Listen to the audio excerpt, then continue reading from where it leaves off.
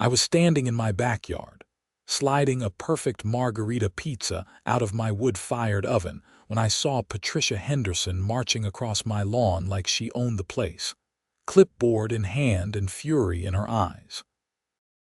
My name is Stephen Summers, and I had lived in the Meadowbrook Estates subdivision in Gilbert, Arizona, for exactly 3 years. I bought this house with my wife Rebecca after saving for a decade, and it was our dream home.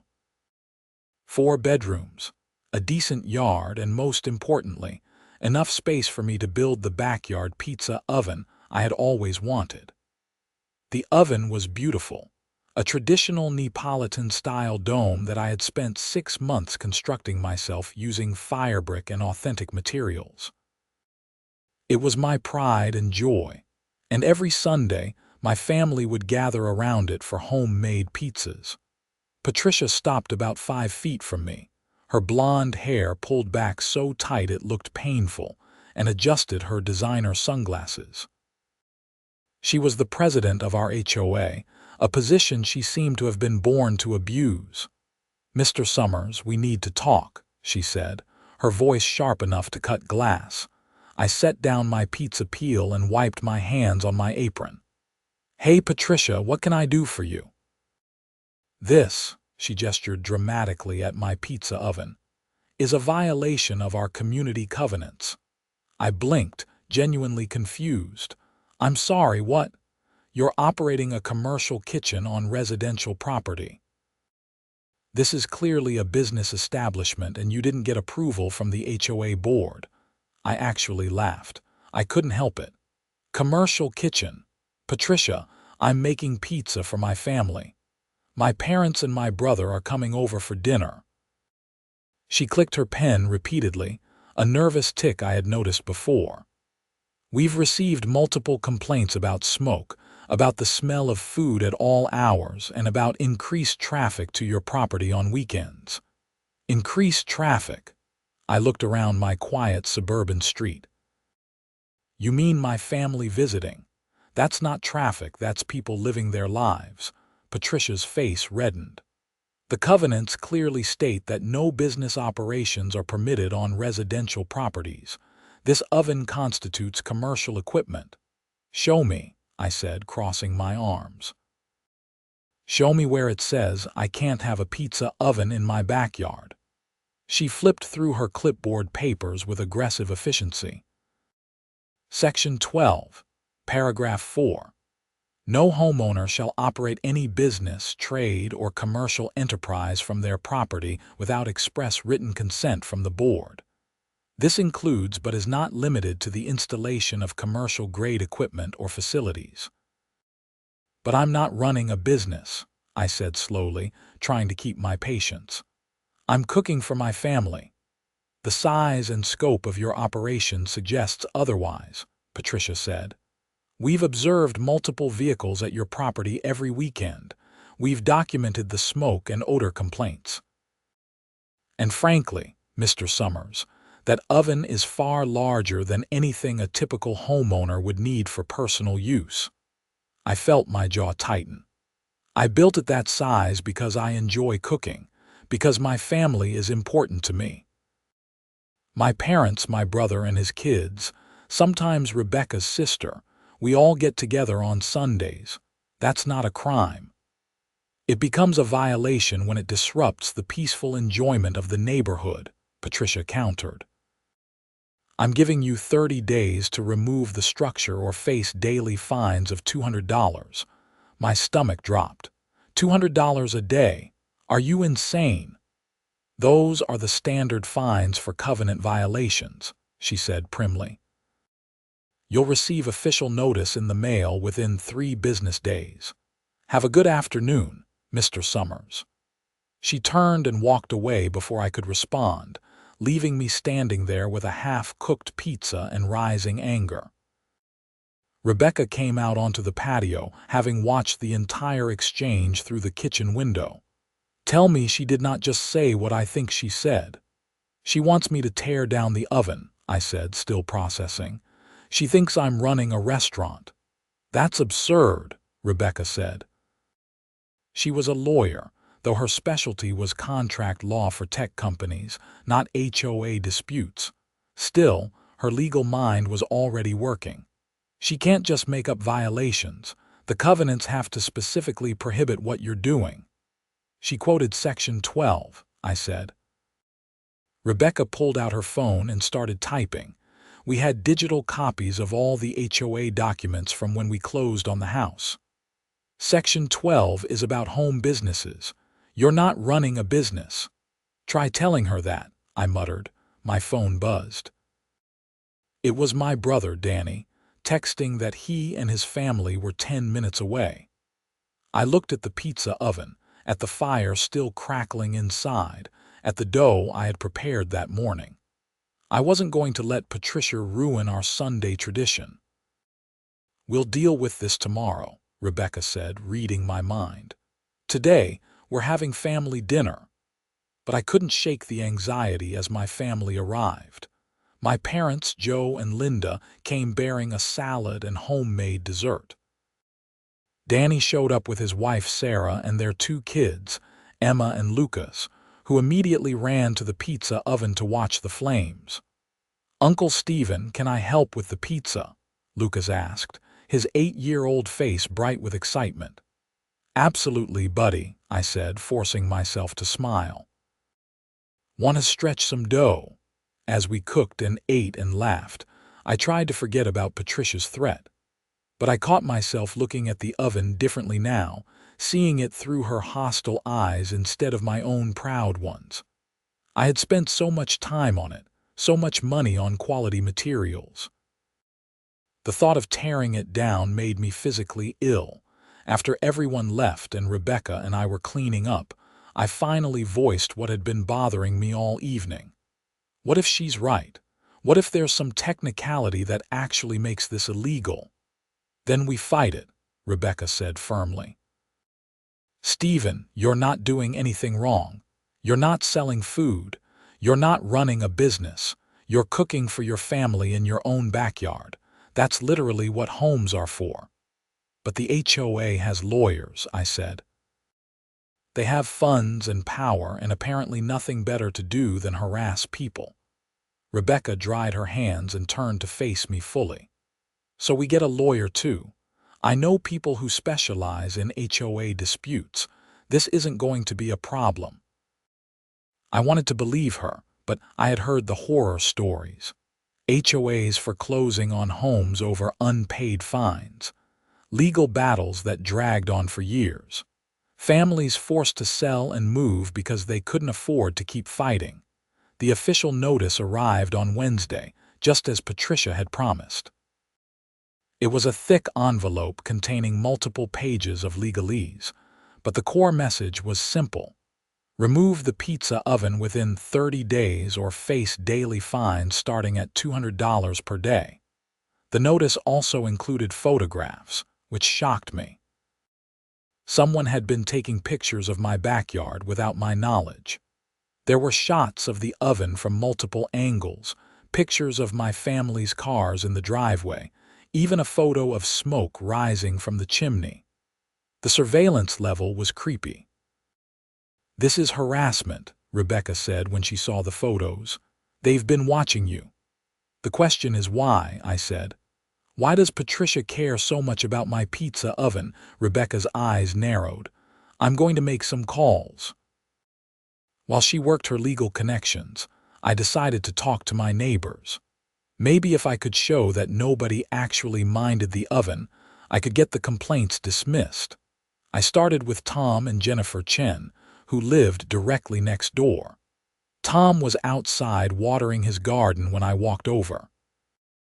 "Hey Tom, got a minute?" I asked. "Sure, what's up?" He seemed genuinely friendly, which was encouraging. "Did you file a complaint about my pizza oven with the HOA?" Tom looked genuinely confused. "What? No. Why would I do that? The smell is amazing." "Jennifer keeps saying we should ask you how you built it because she wants one too." Relief washed over me. Patricia said there were multiple complaints about smoke and smell. "Not from us," Tom said firmly, "and I haven't heard the Rodriguezes say anything either." He gestured to the house on my other side. Actually, Rosa mentioned she loves when you cook because it reminds her of her childhood in Naples. I thanked Tom and went to confirm with Rosa Rodriguez, who was equally adamant that she had never complained. In fact, she seemed offended by the suggestion. "Your oven is beautiful," she said in her slight Italian accent. "Why would anyone complain? You cook on weekends during reasonable hours. You're not disturbing anyone." I visited 6 more nearby houses and got the same response. Nobody had complained. Nobody minded. In fact, most people seemed to enjoy the occasional smell of wood-fired pizza wafting through the neighborhood, which meant Patricia had either fabricated the complaints or the complaints had come from someone else entirely. I had my suspicions about who. That evening, I attended the monthly HOA board meeting. These were technically open to all residents, though usually only 5 or 6 people showed up beyond the board members themselves. Tonight, motivated by anger, I made sure to be there early. The meeting was held in the community center, a bland building that also housed a small gym and a meeting room. Patricia sat at the head table with 4 other board members. Richard Walsh, an older man who seemed to just nod along with whatever Patricia said. Brenda Martinez, who at least appeared to have her own opinions.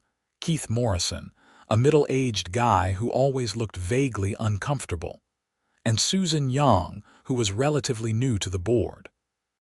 Patricia called the meeting to order and began droning through standard business: landscaping contracts, pool maintenance schedules, the upcoming 4th of July community event.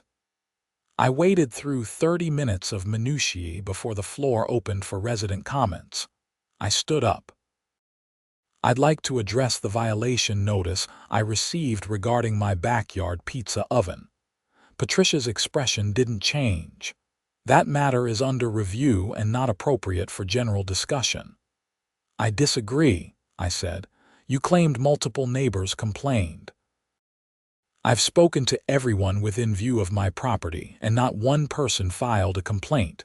So I'm asking, publicly, who exactly has a problem with my oven?" Murmurs rippled through the small audience. The other board members shifted uncomfortably. Patricia's smile was ice.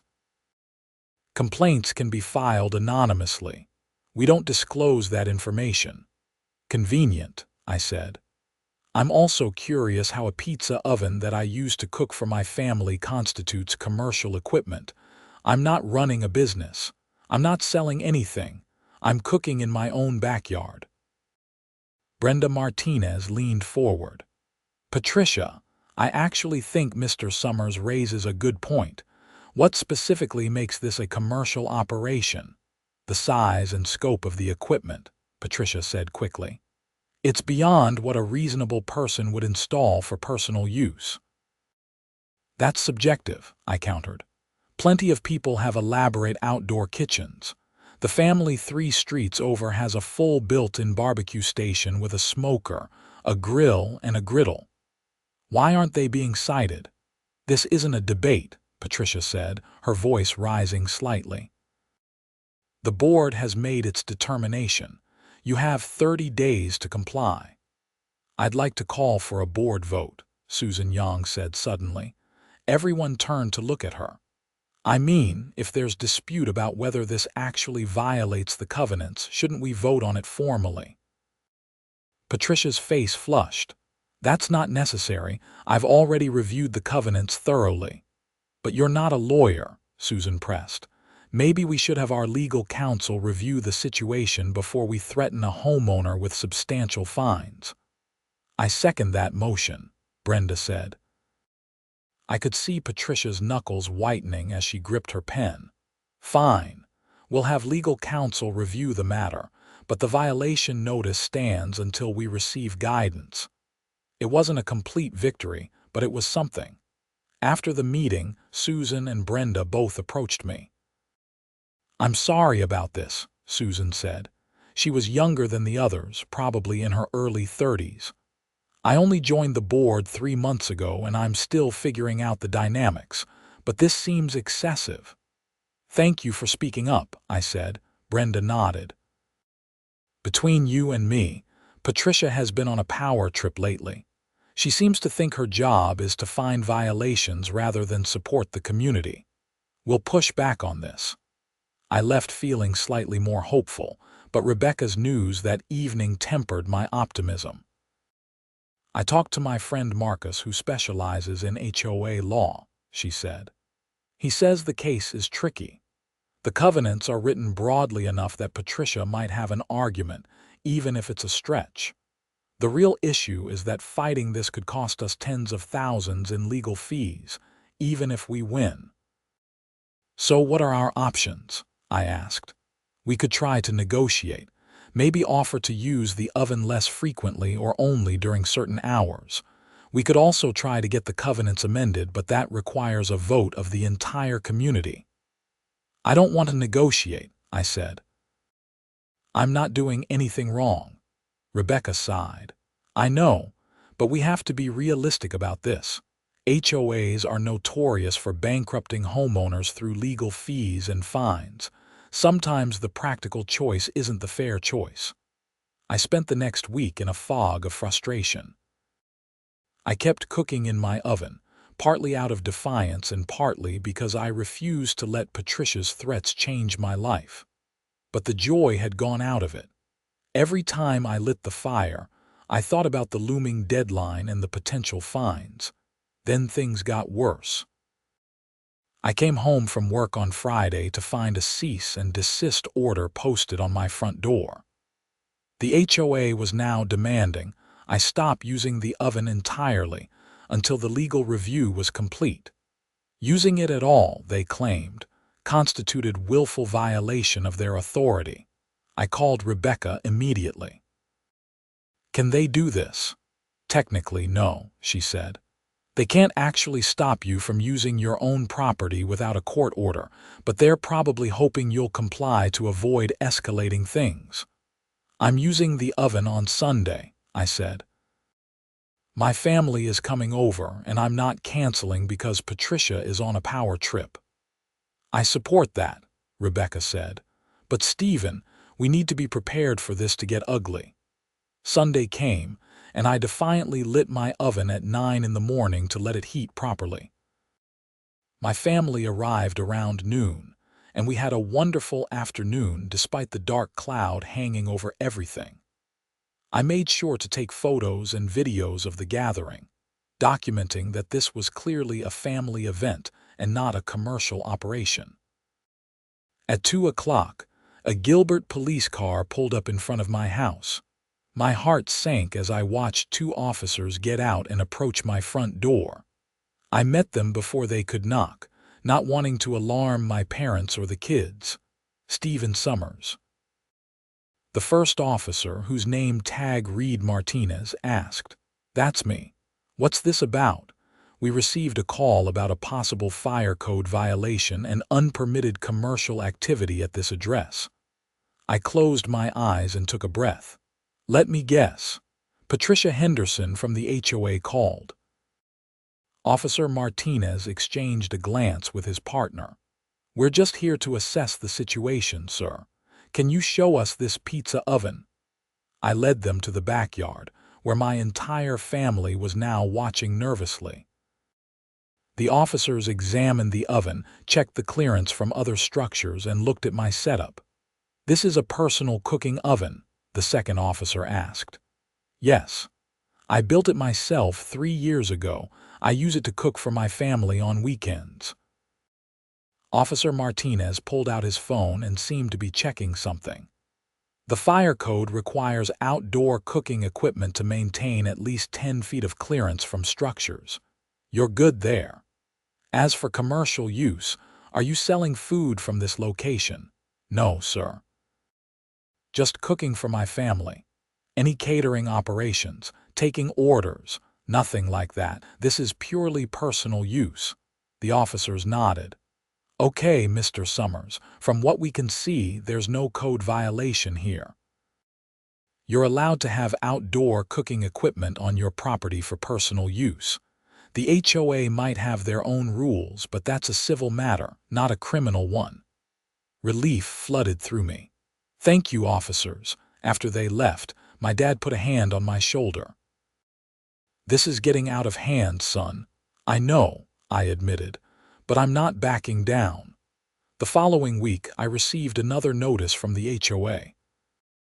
This one informed me that I had been fined $200 for willful disregard of HOA authority by using the oven after receiving the cease and desist order.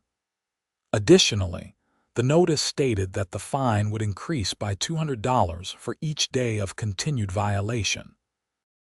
Rebecca and I sat at our kitchen table that evening, surrounded by papers and trying to figure out our next move. Marcus can represent us, Rebecca said. He's willing to take the case, but he's estimating it could cost us $20,000 minimum, possibly more if it goes to trial. $20,000 to defend my right to cook pizza in my backyard, I said bitterly. There might be another option, Rebecca said slowly. We could sell the house. I looked at her in shock. You can't be serious. I don't want to, she said quickly, but we have to consider it. If this drags on, if the fines keep accumulating, we could end up paying more than the house is worth. Some HOAs have even foreclosed on homes over unpaid fines. That's insane. That can't be legal. It is in Arizona, Rebecca said quietly. HOAs have broad powers here. They can place liens on properties. They can foreclose. And the courts usually side with them unless there's clear evidence of wrongdoing. I felt sick. So what do? We fight, Rebecca said, reaching across the table to take my hand. But we fight smart. Marcus is drafting a formal response to the HOA. We're also going to request a hearing before the full board, and we're going to bring witnesses. Your neighbors who confirmed they never complained.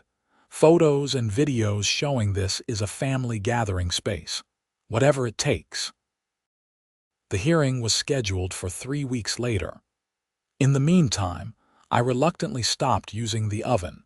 It killed me to do it, to let Patricia win even temporarily, but Rebecca convinced me it was strategic. We didn't want to rack up more fines while we were preparing our case. Marcus turned out to be a sharp, efficient lawyer in his 40s who had been fighting HOA overreach for 15 years. When he came to see the oven in person, he actually laughed. This is what they're calling commercial equipment, he said. I've seen far more elaborate setups that never got flagged. No, this is something else. This is personal. What do you mean? I asked. In my experience, when an HOA president goes after someone this aggressively over something this trivial, there's usually an underlying issue. Have you had any conflicts with Patricia Henderson before this? I thought about it. Not really. We've exchanged maybe 10 words total in 3 years. I don't even think she likes me, but I can't say why. Let me do some digging, Marcus said. Sometimes these cases have nothing to do with the stated violation and everything to do with personal grudges or power dynamics. While Marcus investigated, Rebecca and I prepared for the hearing. We gathered written statements from 8 different neighbors, all confirming they had no issues with the oven. We compiled photos showing the oven's construction met all relevant safety codes. We even got a letter from the city's fire marshal confirming the setup was compliant with local regulations. Tom Chen turned out to be an invaluable ally. He was a software engineer who enjoyed data analysis as a hobby, and he offered to help me build a case. Together, we went through 3 years of HOA board meeting minutes, looking for patterns. This is interesting, Tom said one evening as we sat in my living room reviewing documents on his laptop. Patricia has initiated violation proceedings against 17 different homeowners in the past 2 years. That's way higher than any previous board president. What kind of violations? Rebecca asked. Tom scrolled through his notes. Everything from lawn height to paint colors to unauthorized yard decorations. But here's the thing, 12 of those 17 cases were either dismissed or settled in favor of the homeowner. The HOA lost money on legal fees every time. So she's costing the HOA money by pursuing weak cases, I said. Exactly. And look at this. Tom pulled up another document. The HOA's legal expenses have tripled since Patricia became president. The reserve fund that's supposed to pay for community maintenance has been depleted by almost 40%. Rebecca leaned forward. That could be grounds for removing her from the board. If she's mismanaging HOA funds to pursue personal vendettas, the homeowners would have cause to call a special election. I felt a surge of hope. Can we use this at the hearing? We can try, Marcus said when we called to update him. But be careful. If Patricia feels cornered, she might dig in harder. We need to be strategic about when and how we reveal this information. The night before the hearing, I couldn't sleep. I kept running through scenarios in my head, trying to anticipate every argument Patricia might make and how we would counter it. Rebecca finally convinced me to take a sleeping pill around 2 in the morning. The hearing was scheduled for 7 o'clock on a Tuesday evening, again at the community center. When Rebecca and I arrived with Marcus, we were shocked to see the room packed. Word had spread through the neighborhood, and at least 50 residents had shown up, far more than the usual 5 or 6. Patricia looked distinctly uncomfortable as she surveyed the crowd. The other board members seemed equally surprised. Marcus had advised me to let him do most of the talking, but I was allowed to make an opening statement. When Patricia called the hearing to order, I stood up. "Thank you for holding this hearing," I began, trying to keep my voice steady. 3 years ago, my wife and I bought our home in Meadowbrook Estates because we loved the community and wanted to build a life here. One of my dreams was to construct a traditional pizza oven where I could cook for my family and friends. I spent 6 months researching designs, sourcing materials, and building the oven myself. It's been a source of joy and a place where my family gathers every week. I paused, looking around the room. I'm not running a business. I'm not selling food. I'm not disturbing my neighbors. I'm simply using my property the way homes are meant to be used, to cook meals and spend time with the people I love. The suggestion that this constitutes a commercial operation is not only false, it's absurd. And I think this community knows it. There was a murmur of agreement from the crowd. I saw Tom and Jennifer Chen nodding, along with Rosa Rodriguez and several other neighbors. Patricia cleared her throat. "Thank you, Mr. Summers. The board has reviewed the situation, and our position remains that your oven constitutes commercial-grade equipment being used in a residential setting. The size, scope, and frequency of use exceeds what the covenants permit for personal cooking equipment." Marcus stood up. "Miss Henderson, could you please cite the specific covenant language that defines commercial-grade equipment or limits the size of personal cooking equipment?" Patricia shuffled her papers. Section 12, paragraph 4 clearly states that commercial equipment is prohibited. "But it doesn't define what commercial equipment is," Marcus pressed. "Mr. Summers' oven is not materially different from a large barbecue grill or outdoor kitchen, both of which are common in this community. What objective standard are you using to classify his oven as commercial?" "The complaints from neighbors," Patricia said. "Multiple residents have expressed concerns about smoke, odor, and the frequency of gatherings at the property." "I'd like to address that," Marcus said. He gestured to the crowd. "We have here tonight 8 residents whose properties are in direct proximity to Mr. Summers' home. Each has provided written testimony that they never filed complaints and have no issues with the pizza oven. Could you please identify who did file complaints? Patricia's face reddened. As I've stated before, complaints can be anonymous. But you claimed there were multiple complaints, Marcus said.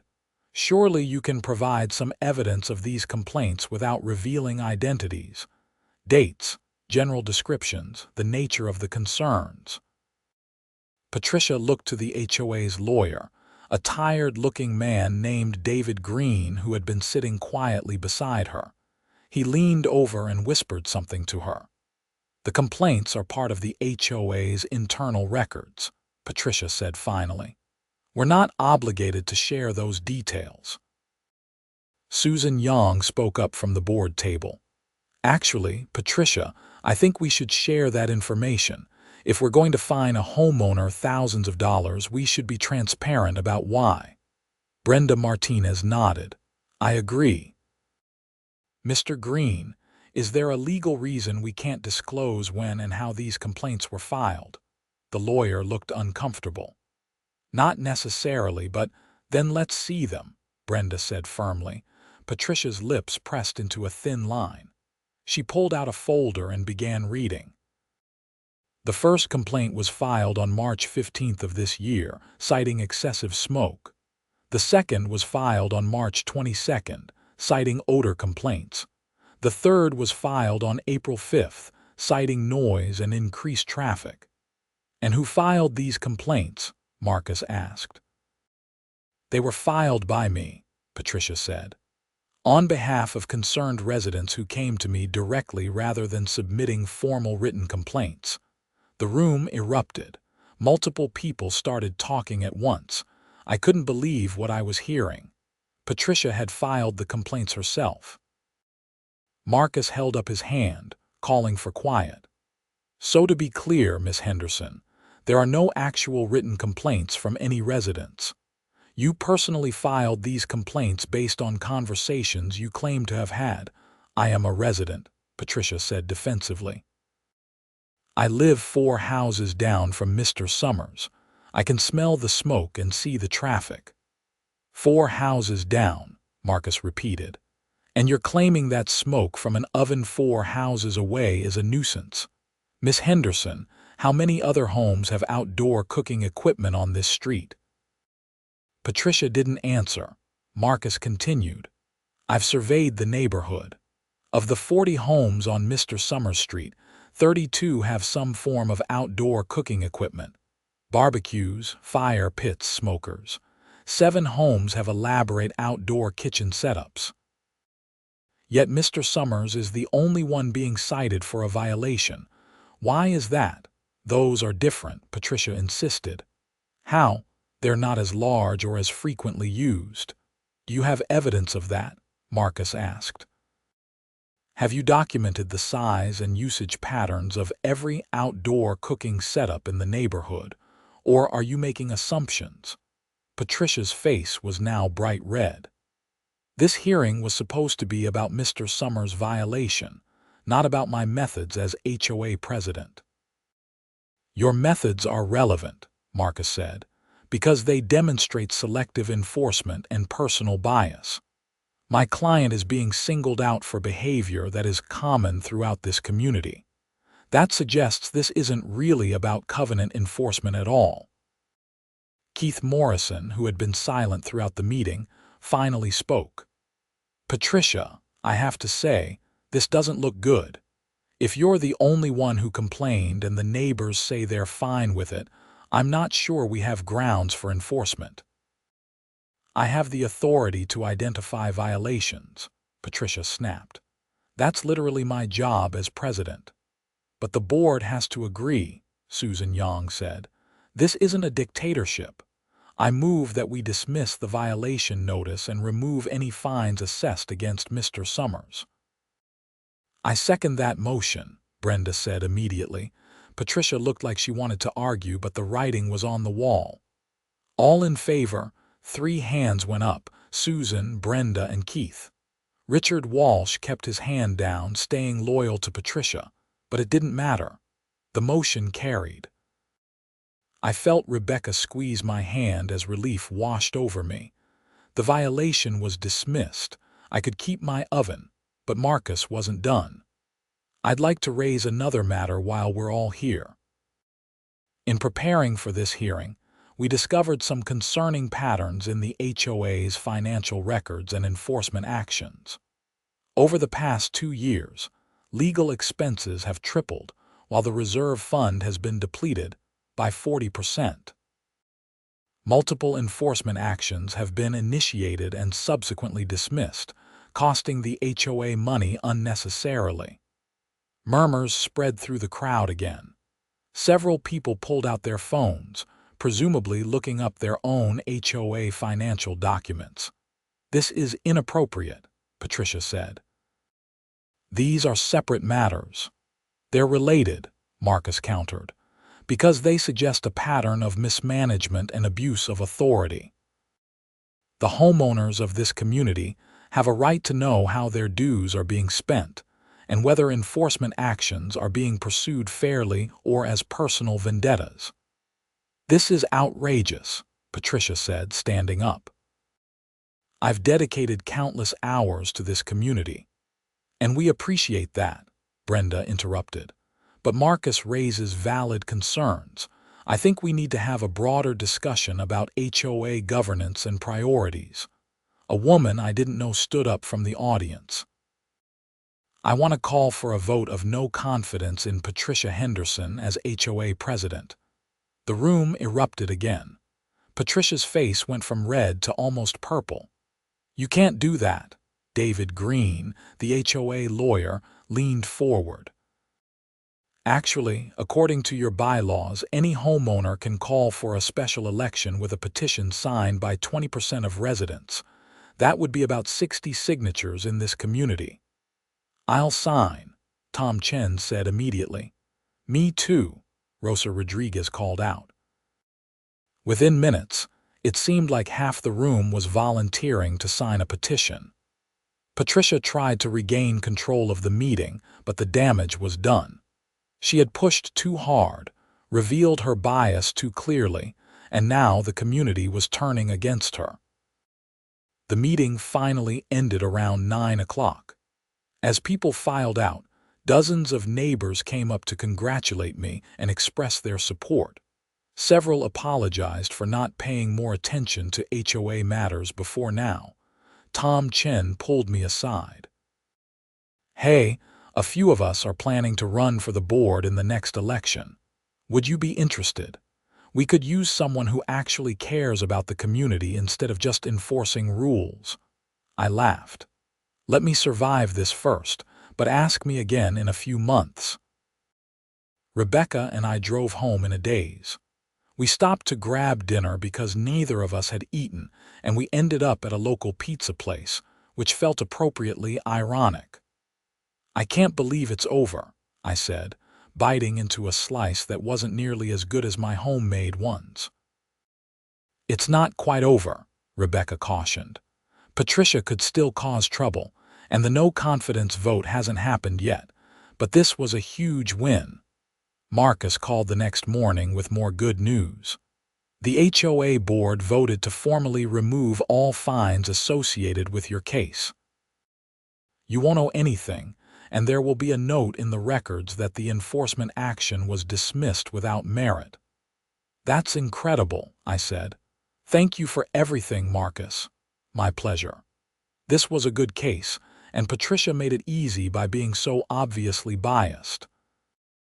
I'm also going to recommend that the board implement some reforms to prevent this kind of selective enforcement in the future." Over the next few weeks, the neighborhood was buzzing with activity. The petition to remove Patricia as president gathered over 100 signatures, far more than the required 60. A special election was scheduled for 6 weeks out, but Patricia didn't go quietly. She began a campaign to defend herself, sending out emails and posting on the neighborhood social media pages about how she had been attacked for trying to maintain community standards. She framed herself as a victim of an organized effort to undermine HOA authority. Most people weren't buying it. Too many homeowners had their own stories of Patricia's overreach, and the hearing had been a wake-up call about how the HOA was being run. I stayed out of the political side of things as much as possible. I just wanted to get back to normal life. The weekend after the hearing, I lit my pizza oven for the first time in a month. My family came over and we celebrated with an elaborate feast. "This tastes like freedom," Danny joked, biting into a mushroom and sausage slice. "It really does," I agreed. My mom hugged me tight that afternoon. "I'm proud of you for standing up for yourself. A lot of people would have just given in." "I had a lot of help," I said, looking at Rebecca. "And I got lucky that the community supported me. But luck only went so far."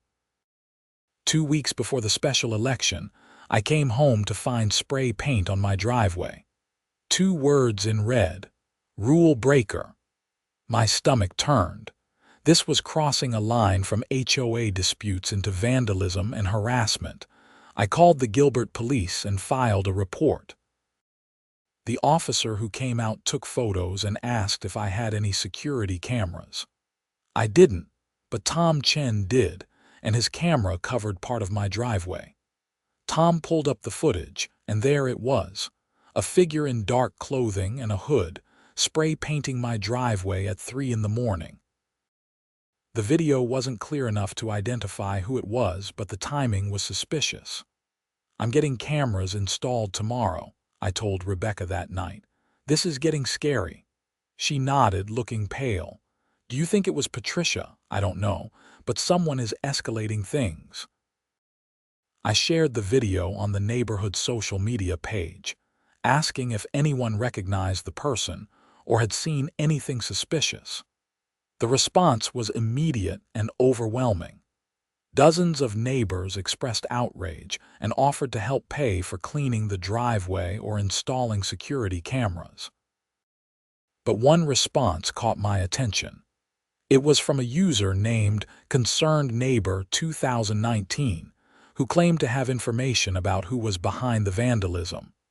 They asked me to meet them at a local coffee shop. I was hesitant, but Rebecca suggested I go with Tom for safety. The next afternoon, Tom and I showed up at the coffee shop to find a nervous-looking woman in her 50s waiting for us. "Mr. Summers?" she asked as we approached. "That's me, and you are?" "My name is Margaret Walsh. I'm Richard Walsh's wife." Richard was the board member who had consistently voted with Patricia. "Okay," I said slowly, sitting down across from her. Tom sat beside me, his phone out to record the conversation with her permission. Margaret glanced around nervously. "I need to tell you something, but I need your word that you'll keep me out of it. My husband can't know I talked to you." "Why?" I asked. "Because he and Patricia have been having an affair for the past year." I blinked, not sure I'd heard correctly. "An affair?" Margaret nodded, her eyes welling with tears. "I found out about it 6 months ago. I've been trying to decide what to do, but when I saw what happened to your driveway, I couldn't stay quiet anymore." "What does their affair have to do with my pizza oven?" I asked, confused. "Patricia lives 4 houses down from you, right? Her backyard faces the street. She wanted to build a large pergola and outdoor kitchen setup last year, something really elaborate. But Richard told her the board probably wouldn't approve it because of the covenant restrictions on structures." Understanding started to dawn. So she got angry that she couldn't have what she wanted. "Worse than that," Margaret said. "When she saw your pizza oven, something you had built yourself without asking permission, she became obsessed. She saw it as unfair that you got to have this nice outdoor cooking area while her plans were blocked. Richard tried to tell her that your oven was different, that it was smaller and had been there for years before she joined the board, but she wouldn't listen." "So this whole thing has been because she's jealous," Tom said. Margaret nodded. She convinced Richard to support her enforcement action against you. She told him it was about maintaining standards, but really it was personal. And when it started falling apart at the hearing, she got desperate. Did she vandalize my driveway? I asked directly. Margaret hesitated. I don't know for certain, but Richard came home at 4 in the morning 2 weeks ago. He said he'd been out driving because he couldn't sleep, but there was red spray paint on his shoes. I found the shoes in the garage when I was doing laundry. My heart was pounding. Do you still have the shoes? I took pictures of them before Richard threw them away. I have the photos on my phone. She showed us the images. Red spray paint, clearly visible on the edges and soles of white sneakers. Mrs. Walsh, would you be willing to share this information with the police? I asked. She looked terrified. If I do, Richard will know I've been investigating him. Our marriage is already falling apart. This will end it completely. Someone spray painted threatening words on my driveway, I said gently but firmly. That's a crime, and if it was Richard, he needs to face consequences. Tom added, if he did this once, he might do something worse next time. What if he escalates? Margaret sat in silence for a long moment, then nodded. You're right. I'll talk to the police, but I want you to know I'm doing this because it's the right thing to do, not because I want revenge on my husband. I understand, I said, and thank you. The next day, Margaret went to the Gilbert police station and shared what she knew. The photos of Richard's shoes, combined with the security camera footage showing someone of Richard's approximate height and build, was enough for the police to bring him in for questioning. Richard initially denied everything, but when confronted with the evidence, he broke down and confessed. He had spray painted my driveway on Patricia's urging, thinking it would scare me into dropping my opposition to her and make me more willing to comply with HOA demands. He also admitted that Patricia had filed all the complaints herself and had pressured him and the other board members to support her enforcement action. Richard was arrested and charged with criminal mischief and vandalism. Because the graffiti could be interpreted as threatening, the prosecutor also considered harassment charges. The arrest made the local news. HOA board member arrested for vandalizing homeowner's property ran as a headline on the Arizona Republic's website, along with the full story of the pizza oven dispute. Suddenly, my quiet neighborhood drama became a regional story. News reporters started calling, wanting interviews. A local TV station showed up at my house, asking if I would go on camera. I declined most requests, not wanting to become some kind of poster child for HOA abuse.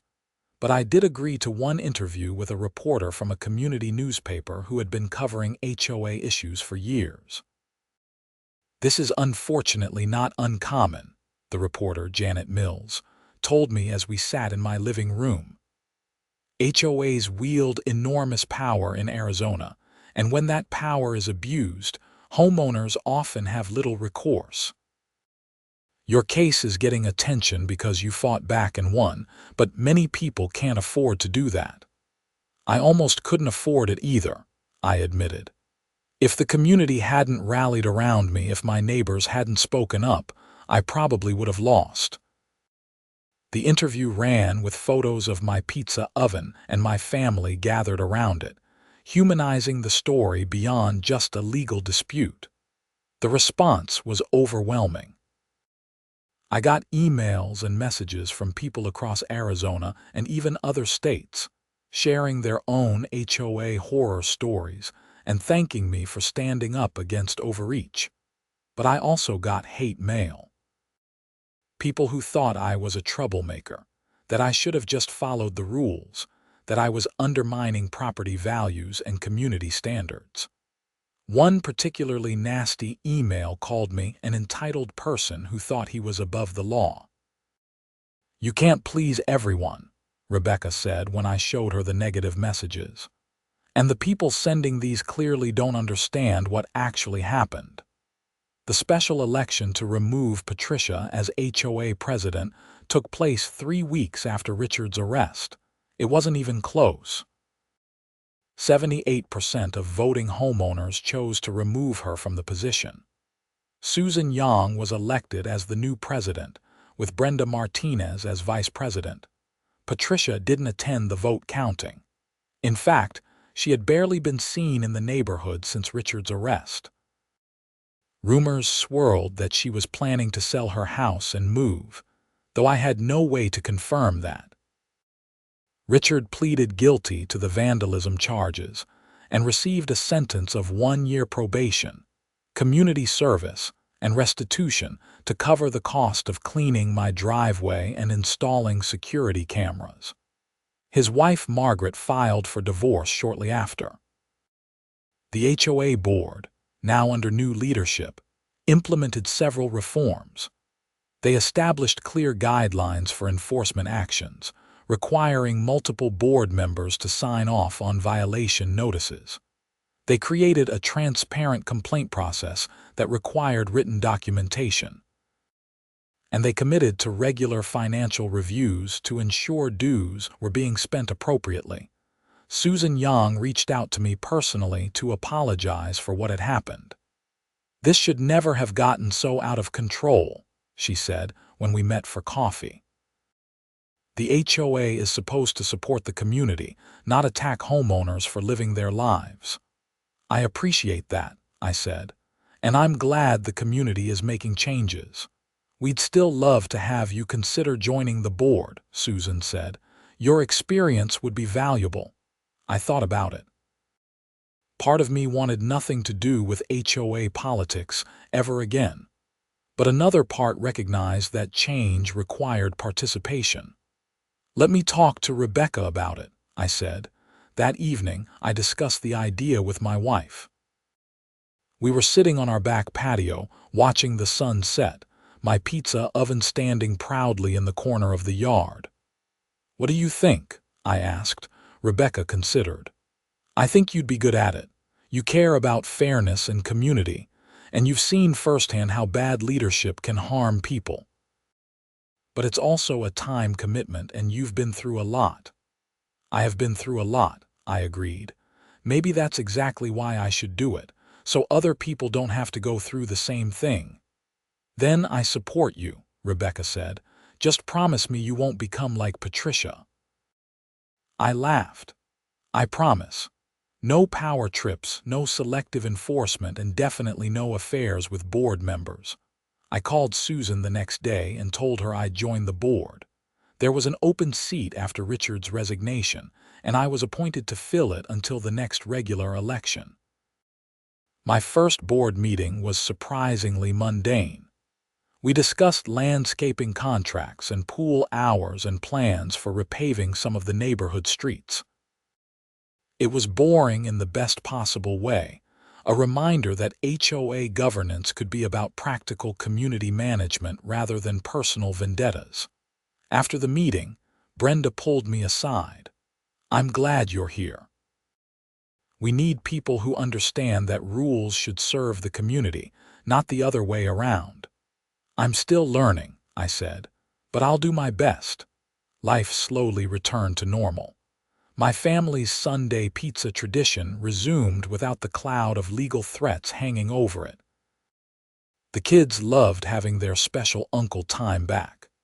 My parents stopped worrying that we might lose the house, and Rebecca and I could finally relax in our own home. I even started a neighborhood pizza night, inviting different families over on rotating Fridays to cook together and build community. It turned out lots of people were interested in learning how to make pizza, and the oven became a gathering point rather than a source of conflict. Tom Chen did eventually build his own pizza oven, and we had a friendly competition to see who could make the best margarita. Rosa Rodriguez shared family recipes from Naples, and we spent an evening perfecting her grandmother's technique. The neighborhood became closer, bonded by shared meals, and the collective experience of reforming our HOA. Patricia did end up selling her house and moving away about 6 months after everything happened. I never spoke to her again after the hearing, though I occasionally wondered what she was thinking through all of it. Whether she regretted how far things had gone, or whether she still believed she had been in the right. Richard Walsh also moved once his house sold following the divorce.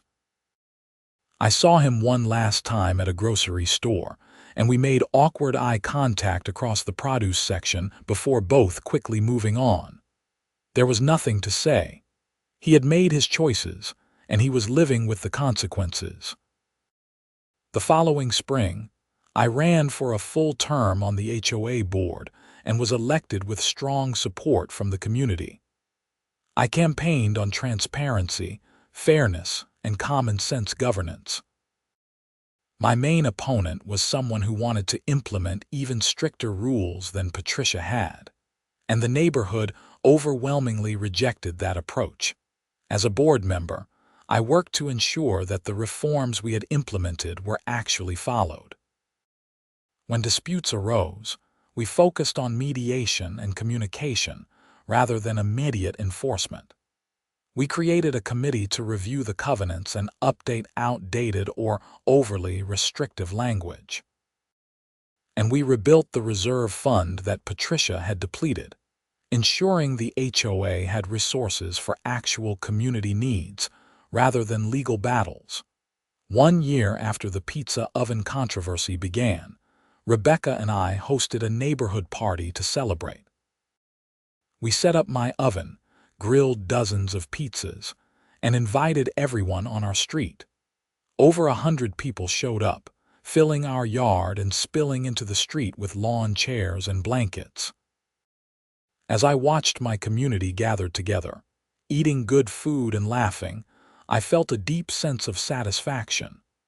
What had started as a nightmare had transformed into something positive.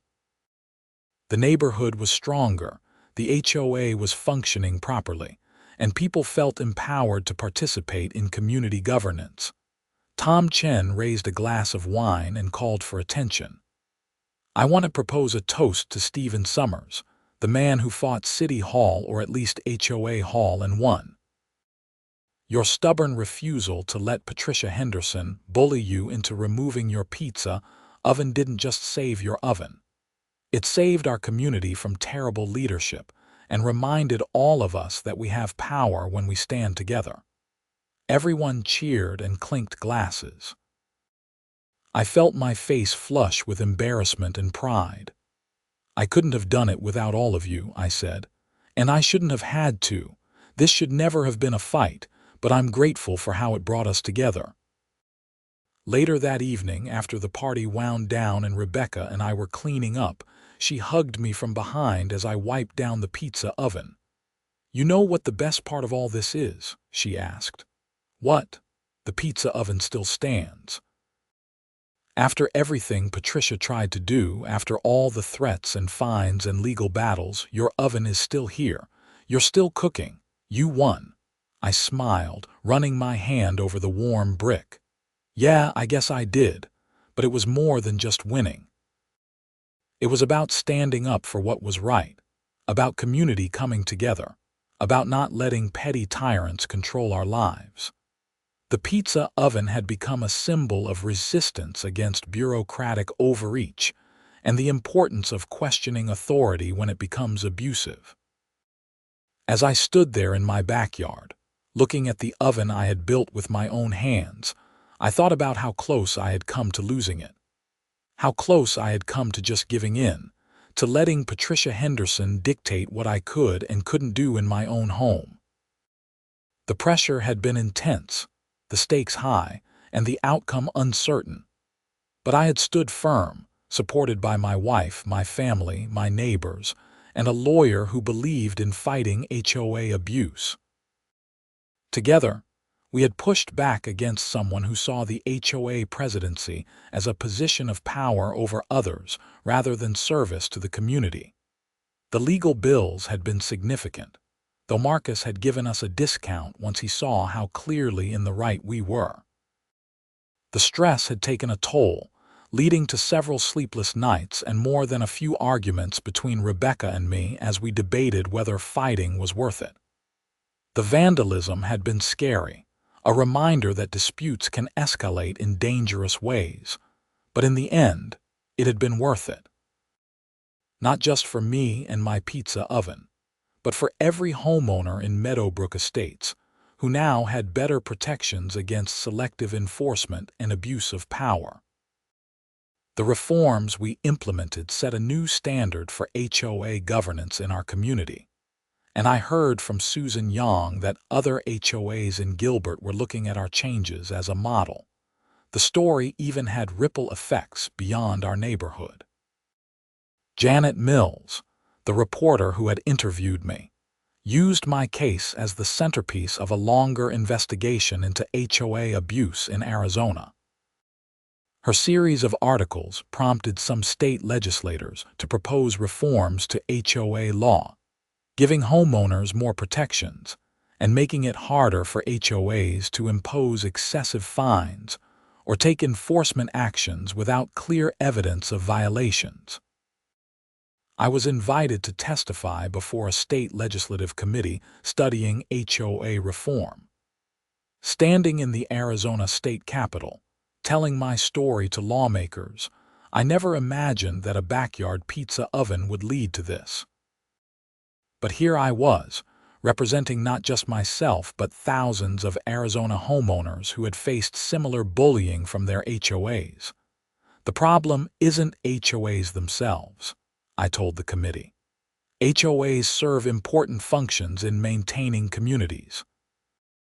The problem is when leadership positions attract people who want power over others, rather than people who want to serve their neighbors. We need better checks and balances, more transparency, and real consequences for abuse of authority. The legislative committee thanked me for my testimony, and several months later, Arizona passed new HOA regulations. The law didn't solve every problem, but it was a step in the right direction, requiring HOAs to have clear enforcement standards, limiting the fines they could impose, and giving homeowners better access to dispute resolution. Back in my own neighborhood, life continued to improve. The new HOA board focused on actual community enhancement rather than rule enforcement. We organized neighborhood events, improved common areas, and created a community garden that brought people together.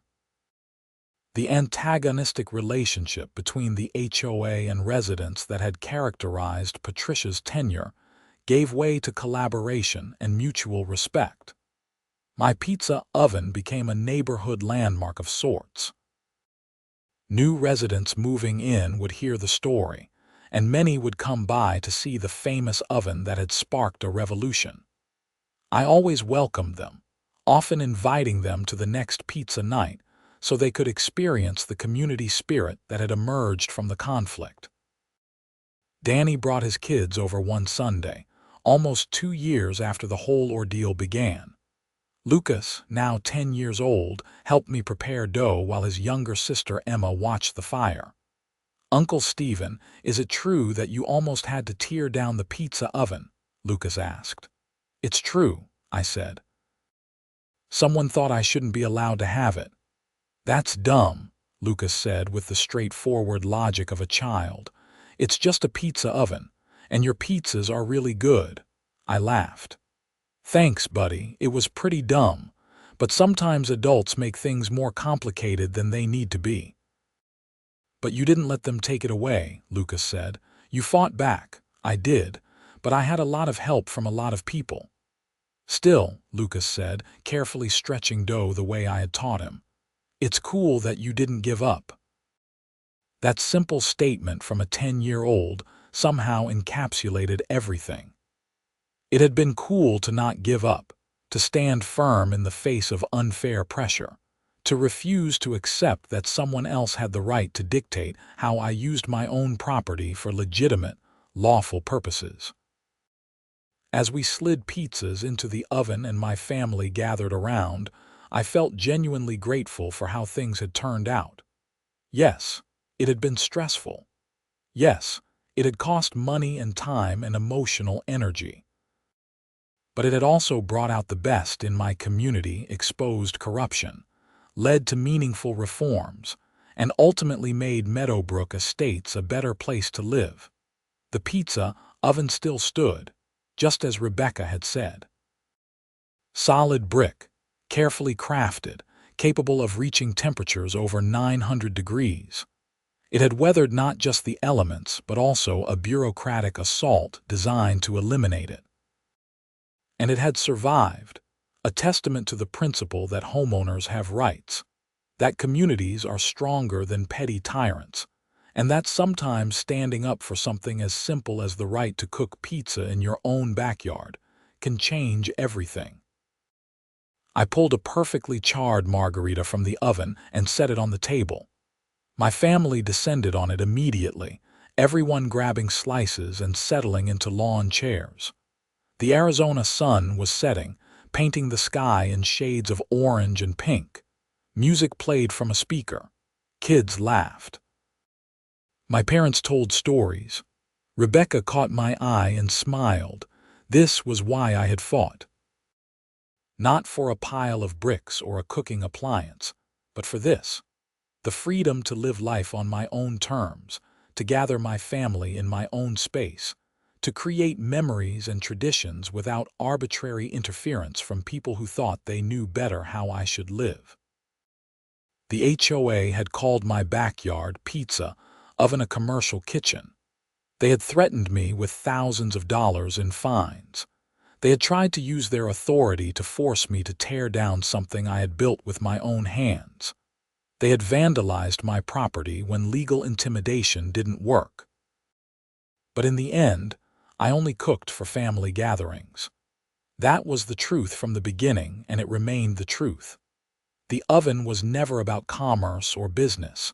It was about connection, about creating something beautiful and sharing it with the people I loved. No HOA president with a personal grudge and an inflated sense of authority could take that away. As I sat there with my family, eating pizza from my backyard, oven under the Arizona sky, I knew that we had won something bigger than just one dispute. We had reclaimed the fundamental right to live freely in our own homes, to pursue happiness in our own ways, and to stand together against those who would abuse power for petty reasons. The pizza oven still stood, and that made all the difference.